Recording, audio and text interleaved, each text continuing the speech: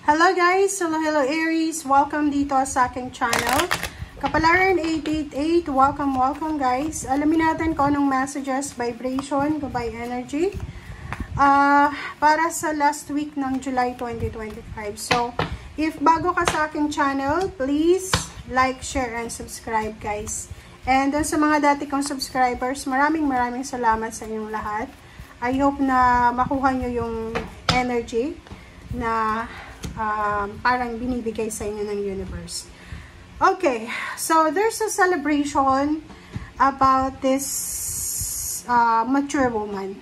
So Aries, posibleng merong 60th birthday, 70th birthday, 50th birthday, ano pa ba? 70th birthday, 80th birthday, and 90th birthday. So maraming kumbaga selebrasyon ang magaganap. So maybe this is your mother, grandmother, auntie, this is your teacher, this is your mentor, this is your allies, or kung sino man siya. Okay. Aries. Tingnan natin dito sa second deck. Okay, Aries. Okay, Aries, this is Tower. So,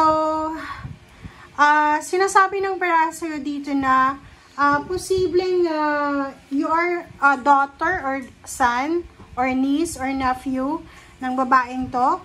So, posibleng merong pag-aaway na magaganap sa inyo ng babaeng yan. So, sinasabi ng baraha sa inyo na posibleng merong pag-aaway.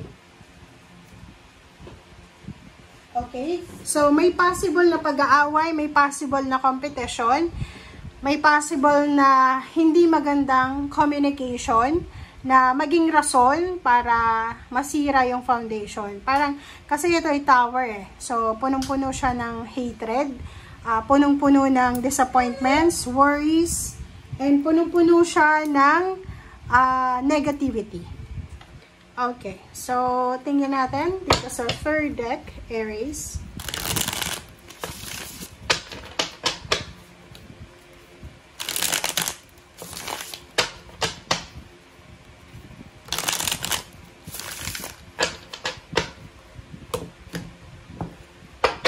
Okay, first card mo dito is the Tarot Illuminati, the Tarot bag.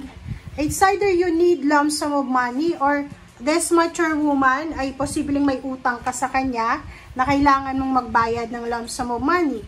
But, in general, parang nakikita natin dito, Aries, na it's either ikaw to na kailangan mong ayusin or kailangan mong maghanap ng pera, like malaking halagang pera, para ibayad dito sa mature woman, or maybe, humihingi ka ng pabor sa kanya na malaking halagang pera.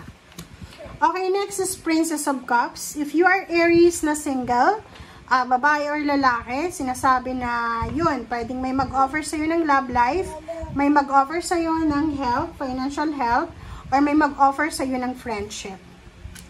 Five of Cups, nakikita ko sa'yo dito, merong mga Aries na medyo may nararamdaman kayong panghihinayang. There's a regret, there's a worry, there's uncertainty to eh. Uncertain. Parang feeling mo, hindi mo alam kung ano yung direksyon na tinatahak mo. King of Pentacles, sinasabi ng barahan na yan, Aries, na posibleng magkakaroon ka ng financial success or maybe mayroon kang kapamilya na siya ay posibleng yun. Maybe kapatid mo, kaibigan, or pinsan, makakatanggap ka ng balita na siya ay nanalo sa loto, or maybe siya ay magpapatayo ng bahay, or siya ay may milyong-milyong salapi, or kung ano pa man. Okay? So, let's clarify. Okay, let's clarify, Aries.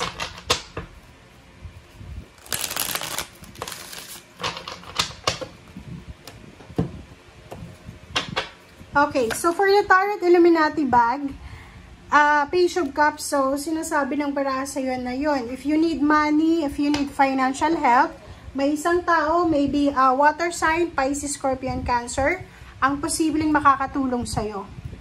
Princess of Cups, Two of Wands. So, sinasabi ng baraha sa'yo na yon, single ka man or in a relationship, sinasabi ng baraha sa'yo dito na possible ka na makatanggap ng offer. This is love offer or financial help offer. And Five of Cups, Emperor. So, ang pwedeng pinanghihinayangan mo dito, Pisces, is yung trabaho. So, maybe dati may trabaho ka, tapos nag-resign ka. So, maybe yun yung rason kung bakit ka nangihinayang. Nine of Cups, sinasabi ng barahan na isa sa mga wini-wish mo financially is yung, emotionally, di ba? Yung parang, pag marami tayong pera, parang ang saya ng pamilya, di ba?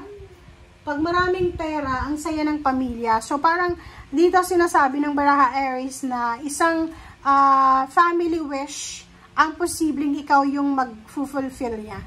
Yung parang pangarap ng pamilya mo na magkaroon ng maraming pera, pwedeng ikaw yung maging dahilan or ikaw yung maging tulay para matupad yung mga pangarap nyo.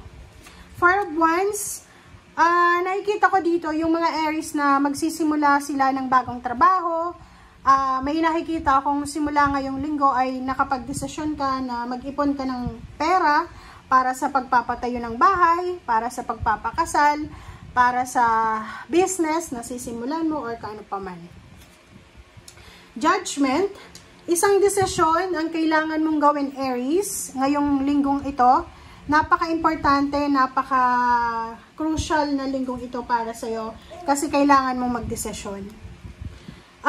Nakikita ko sa'yo dito na posibleng meron kang kaaway or meron kang tao na meron kayong problema emosyonal, ang posibleng mag-uusap kayo sa linggong ito and magkakaayos kayo. High Priest, sinasabi ng baraha sa'yo, makinig tayo sa sinasabi ng ating intuition. Huwag tayong masyadong magpadalos-dalos sa kung ano man na desisyon.